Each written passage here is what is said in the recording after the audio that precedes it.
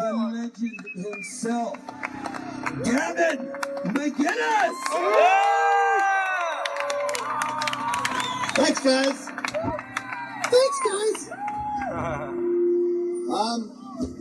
All right, so how did we get here? We got here because Ann Coulter's speech was canceled.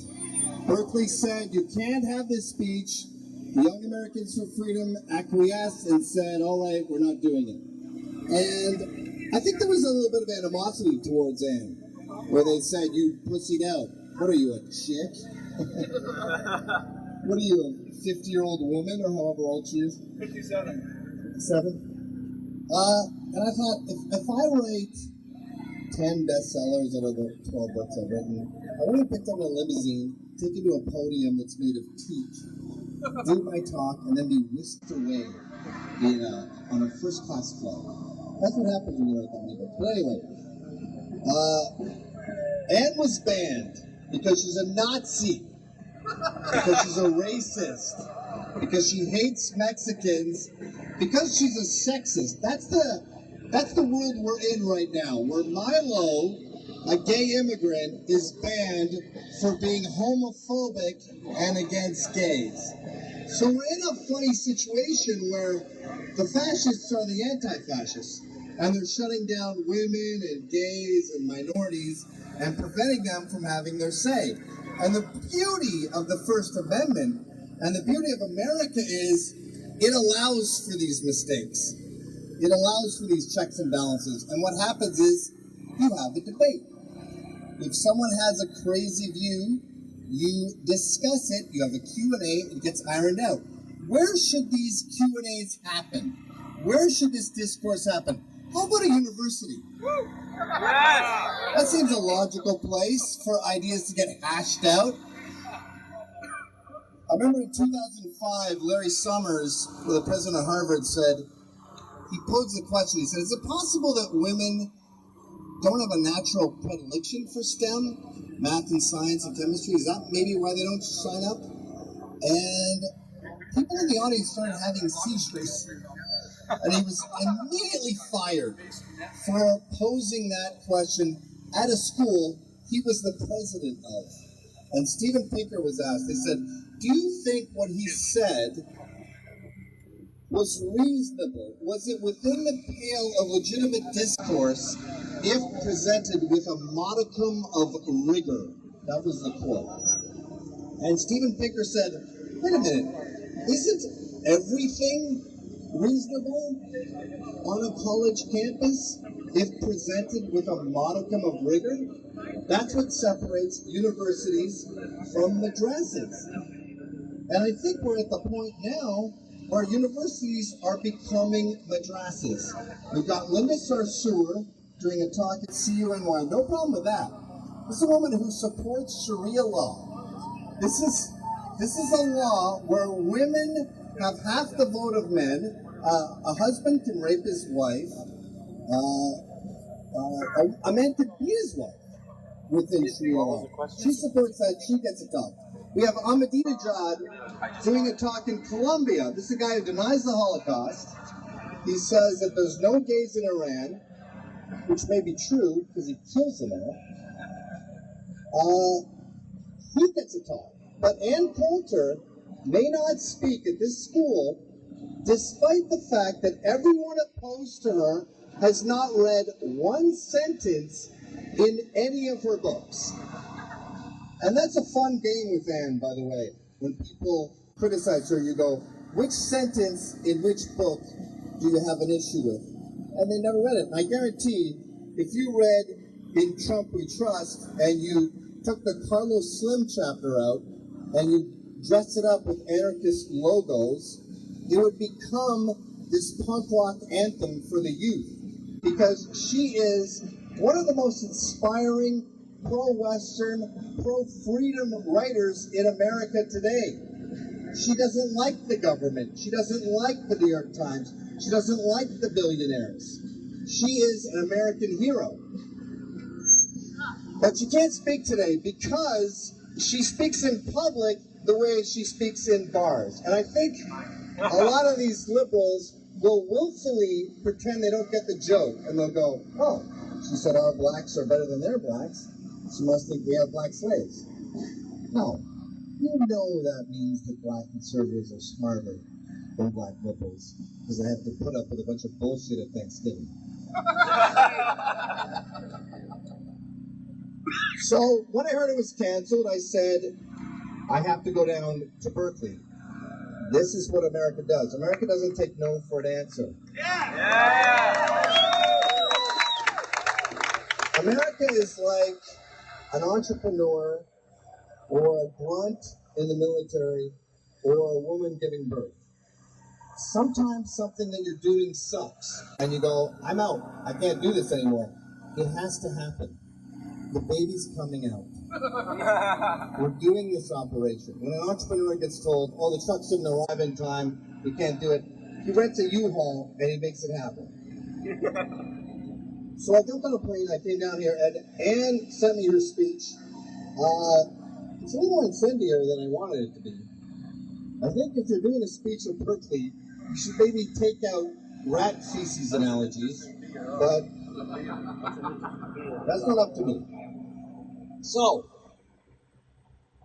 Anne was betrayed, she was censored, they put all the legal onus upon her, so if someone gets hurt tonight, it would have been on her head. Now it's on my head, and I'm happily take this on my head.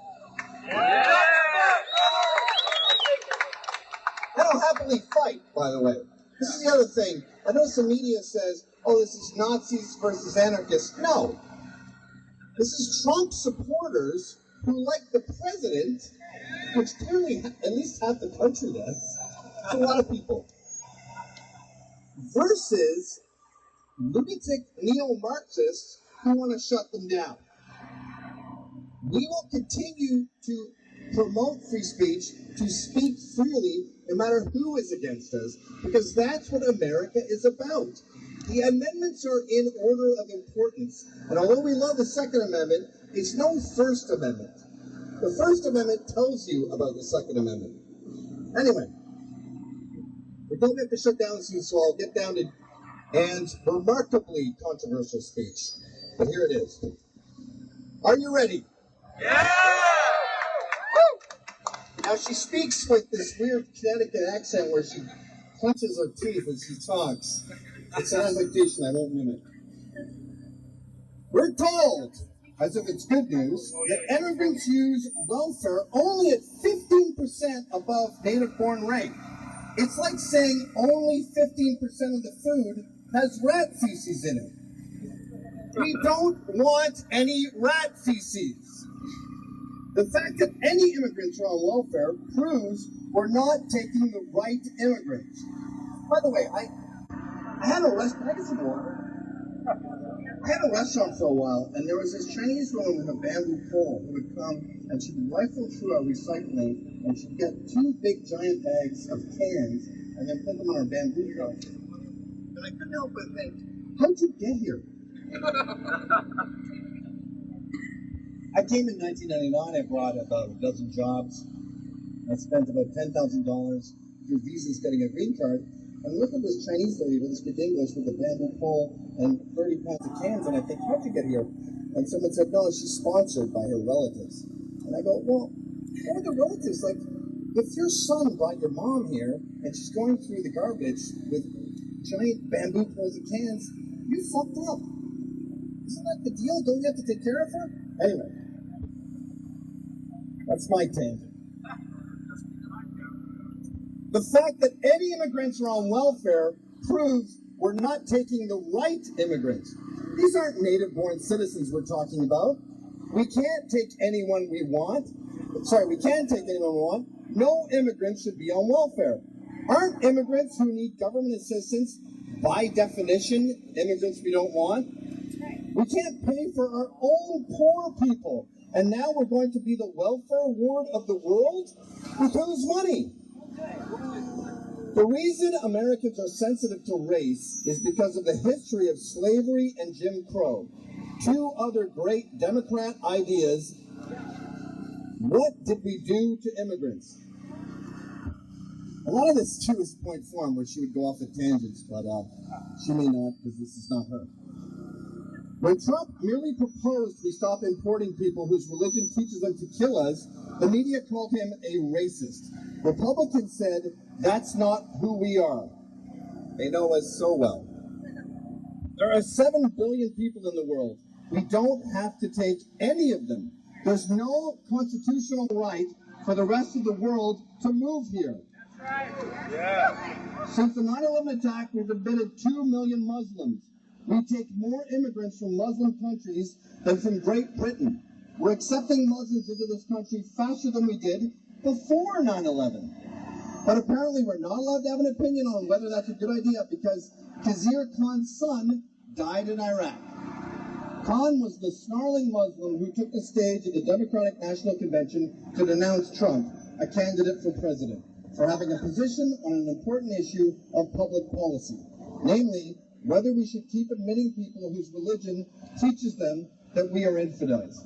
Khan's son was one of only 14 Muslims who died fighting for America in Iraq or Afghanistan, which is also the number of U.S. soldiers who have been killed by U.S. soldiers who were Muslim. I assume she's talking about Fort Hood. But according to Khan, Trump isn't allowed to venture an opinion on an important government policy because Trump's son wasn't killed in Iraq. But if that's true, why not allow only military families to vote in presidential elections? Or any elections? Hey, where'd all the Democrats go? I don't think that's what they have in mind. If we have to honor Khan by letting in more Muslims, like the ones who killed his son in Iraq, what else do we have to do to honor this gold star dad? How about throwing gays off buildings? Do we have to honor Khan's son by putting women in burqas? Do we have to honor Khan by killing Jews?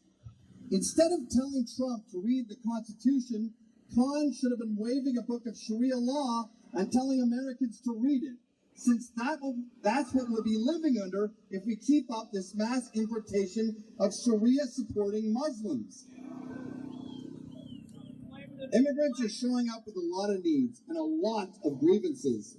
Why do we owe them?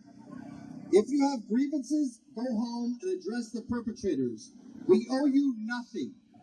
By my reckoning, they owe us.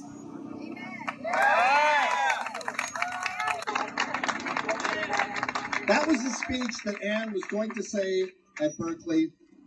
I don't see anything factually incorrect with it.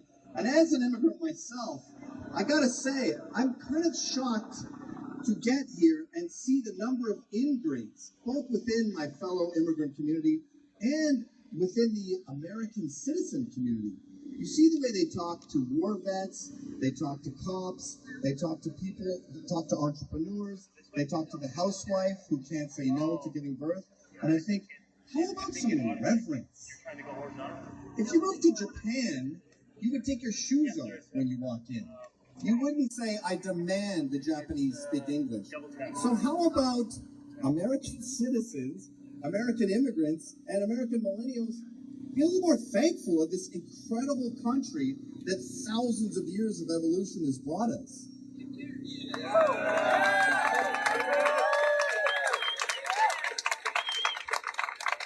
You know, when they say God bless America, atheists laugh like God is up there randomly choosing a country. But I think God has blessed America. It's the country closest to natural man, natural humankind. It's the freest country in the world. And if you're the freest country in the world, you respect humanity more than any other country in the world.